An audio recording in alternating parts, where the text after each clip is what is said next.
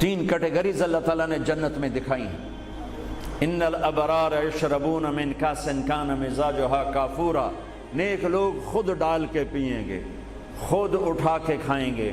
یہ ہے buffet system, buffet لگا ہوتا ہے نا، آپے پاؤ تے آپے کھاؤ تے آپے پیو، تو یہ ایک بوفے سسٹم والی جنت ہے کہ جنتی ڈالتے ہیں پیتے ہیں۔ ایک اس سے اوپر وی آئی پی جنت ہے، یسقون فیہا کاسا کان مزاجھا زنجبیلا، کہ وہاں وہ بوفے سسٹم نہیں ہے، وہاں سرونٹ سسٹم ہے، نوکر۔ یہاں تو آپ کے پاس نوکر ہوتے ہی نہیں نا، تو بڑے سے بڑا مالدار بھی بیچارہ آپ پہ ہی موٹر صاف کر رہا ہوں، آپ پہ ہی میٹ صاف کر رہا ہوں، آپ پہ ہی پیٹرول پا رہا ہوں۔ تو کئی سال پرانی بات ہے، ایک نوجوان نے مجھے اپنی گاڑی میں بٹھایا، یہیں تمہارے انگلینڈ، مجھ سے کہنے لگا مولانا یہ 2.5 لاکھ پاؤنڈ کی گاڑی ہے۔ میں نے کہا اس کے میٹ کون دھوتا ہے؟ کہا ہم خود ہی دھوتے ہیں۔ میں کہا ساڑی سزوکی تھوڑے کول چنگی ہے، ساڈا ڈرائیور دھوندا ہے سارے۔ تو یسقون فیہا کاسا کان مزاجھا زنجبیلا، ایک وی آئی پی جنت ہے جہاں پلانے کے لیے نوکر ہوں گے، جہاں پلانے کے لیے فرشتے ہوں گے، جہاں پلانے کے لیے جنت کی لڑکی ہوں گی۔ میرے نبی کا فرمان ہے جنت کی لڑکی 7 سمندر میں تھوک ڈالے۔ میرے کتنے سمندری سفر ہوئے، ہر سفر میں میں یہ حدیث یاد کرتا ہوں تو پاگل ہو جاتا ہوں۔ سمندر 100 سمندر میں جنت کی لڑکی تھوک ڈال دے تو میرے نبی کا فرمان ہے سارے سمندر کا پانی شہد سے زیادہ میٹھا ہو جائے گا۔ لکان ماءہ احلی من العسل، وہ کیا چیز ہے؟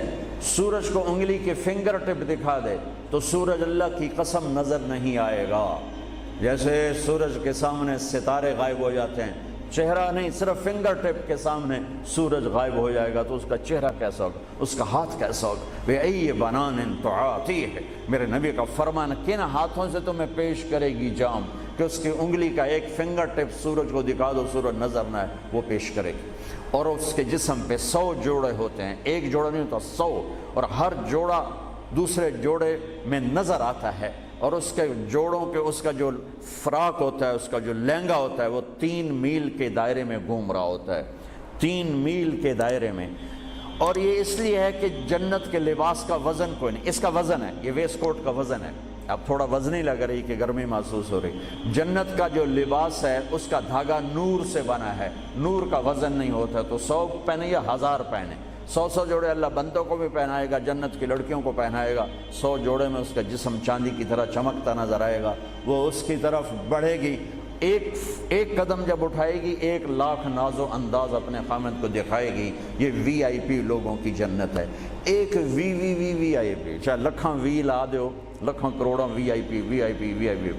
وہ ایک سب سے بڑی جنت ہے جس میں سارے غریب لوگ ہوں گے، مالدار بھی ہوں گے بس تھوڑے، غریب زیادہ ہوں گے، ریڑھی والے، تانگے والے، رکشے والے، ٹھیلے والے، وہ سب سے وی آئی پی جنت میں ہوں گے کہ وہاں جو پلانے والا ہوگا، نہ حور، نہ خادم، نہ فرشتے، نہ بیگم، نہ بیوی، نہ نوکر، وہاں پلانے والا اللہ خود ہوگا۔ وَسَقَاهُمْ رَبُّهُمْ شَرَابًا طَهُورًا، وہاں پلانے والا خود میرا رب ہوگا، میرا اللہ ہوگا، میرا اللہ ہوگا۔ اور جنت کا ایک چشمہ، اس کا نام ہے تسنیم، ایک دریا تسنیم۔ باقی سارے دریا چشمے زمین پر چلتے ہیں، جو تسنیم ہے وہ زمین پر نہیں ہے، وہ ہوا میں چلتا ہے۔ تسنیم کہتے ہیں سنام ہوتی اونٹ کی کوہان، ایسے تو وہ پانی یوں چلتا ہے، یوں چلتا ہے، یوں چلتا ہے، اور ہوا میں چلتا ہے، ہوا میں نہ ادھر گرتا ہے نہ ادھر گرتا ہے۔ سبحان اللہ، پتہ نہیں کیا چیز اللہ نے بنائی۔ جب وہ چاہے گا، تسنیم سب سے اعلیٰ درجے کی شراب ہے جنت کی، سب سے اعلیٰ درجے کی شراب تسنیم ہے، جو اللہ جنت الفردوس والوں کو خالص پلائے گا، نیچے والوں کو ہمیں تھوڑا جا قطرے 2 قطرے ڈال کے دے گا۔ وہ ہوا میں اڑتا ہوا چشمہ ہے، اور ایسا حسین ہے، ایسا وہ دل فریب ہے کہ اس کو بیٹھ کر دیکھنا چاہے گا تو ہزاروں سال دیکھنے میں مست ہو جائے گا، پینا اس کے بعد کی چیز ہے۔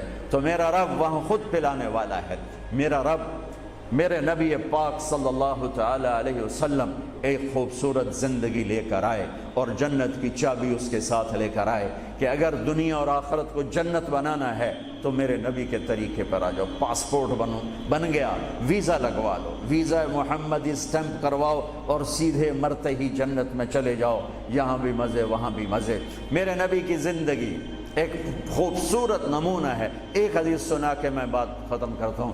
ایک حدیث آپ آج مجھ سے لے لیں، ساری زندگی خوبصورت ہو جائے گی. صرف ایک حدیث سناؤں گا، ایک، اور پوری زندگی میں رنگ بھر جائے گا، پوری زندگی میں رنگ بھر جائے گا. صرف ایک حدیث. میرے نبی نے فرمایا اربع اذا كانت فيك لا يضرك ما فاتك من الدنيا اربع من كن فيه ما ضره ما فاته من الدنيا. میرے نبی نے فرمایا 4 باتیں مجھ سے لے لو. چلی نہیں 4 سوکھا کام ہے. فرمایا میرے نبی نے صرف 4 گلاں میرے کو لے لو تو موجاں کرو ویمبلے وچ بھی تے جنت وچ.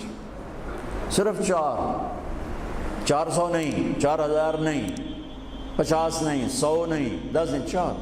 کہا میری امت 4 باتیں مجھ سے لے لو، موج کرو، جہاں مرضی رہو موج کرو، موج ہی موج. کہا یا رسول اللہ، ارشاد فرمائیں. آپ نے فرمایا صدق حدیث، ہمیشہ سچ بولنا، جھوٹ نہ بولنا.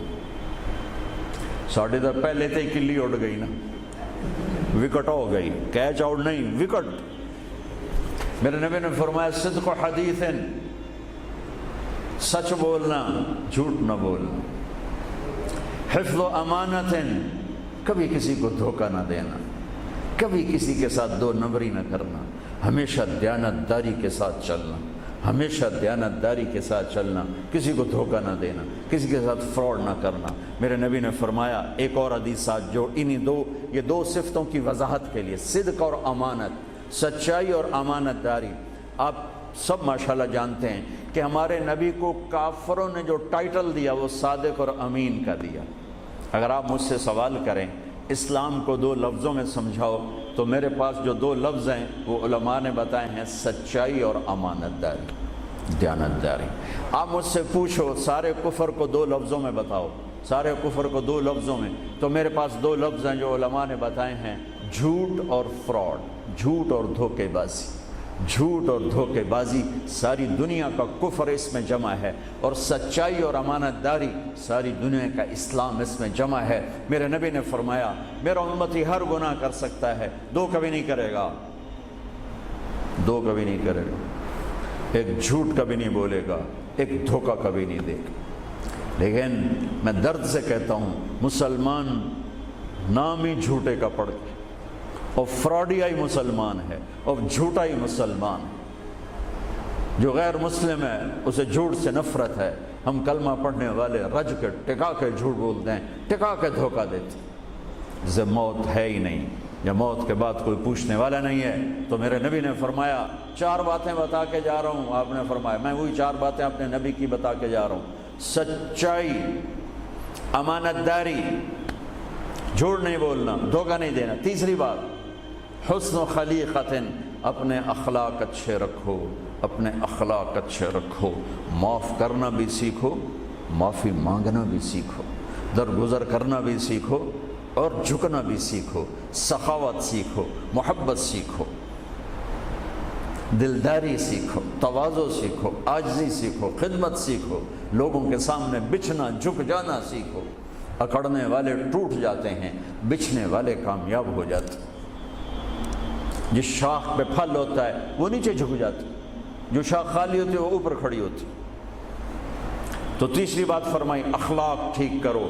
سارے اخلاق کا ایک جملہ بتا دیتا ہوں، سارے اخلاق کا ایک جملہ بتا دیتا ہوں. میرے نبی کا فرمان احسن الی من اساء الیک، جو تمہارے ساتھ برا سلوک کرے تم اس کے ساتھ اچھا کرو.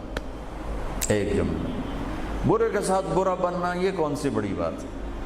جو تمہیں پوچھتا نہیں اس سے پوچھو، جو تمہیں دیتا نہیں اس سے دو، جو تمہیں بد دعا دیتا ہے اس سے دعا دو، جو تمہاری غیبت کرتا ہے تم اس کو دعا دو، جو تمہاری برائی کرے تم اس کی تعریف کرو.